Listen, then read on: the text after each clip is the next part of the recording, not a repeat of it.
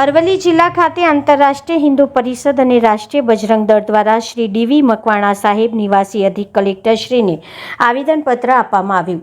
ધંધુકા ખાતે હિન્દુ યુવાન ધર્મેશ ભરવાડની પાકિસ્તાની જેહાદી આતંકીઓ દ્વારા કરાયેલી હત્યાના કડક વિરોધમાં અરવલ્લી જિલ્લા રાષ્ટ્રીય બજરંગ દળ તેમજ આંતરરાષ્ટ્રીય હિન્દુ પરિષદના કાર્યકરો દ્વારા કલેક્ટરશ્રીને આવેદનપત્ર આપવામાં આવ્યું હતું। આ પ્રસંગે આંતરરાષ્ટ્રીય હિન્દુ પરિષદના પ્રાંત મહામંત્રી શ્રી જયંતિભાઈ પટેલ, કનુભાઈ પટેલ, જિલ્લા મંત્રી પ્રિયંક પોકાર તેમજ ભરવાડ સમાજના અગ્રણી લાલાભાઈ ભરવાડ, રોશનભાઈ, રવિભાઈ, વૈદિકભાઈ, પ્રકાશભાઈ સહિત કાર્યકરોએ જણાવ્યું હતું કે દેશ વિરોધી પ્રવૃત્તિમાં સંડોવાયેલા આતંકીઓ સામે કડક કાર્યવાહી થવી જોઈએ અને આરોપીઓને તાત્કાલિક ફાંસીની સજા આપવામાં આવે છે। સાથે જ દેશની સુરક્ષામાં મજબૂત બનાવવા મુદ્દે પણ ભાર મુકાયો હતો। આવેદનપત્ર આપતી વખતે મોટી સંખ્યામાં કાર્યકરો હાજર રહ્યા હતા।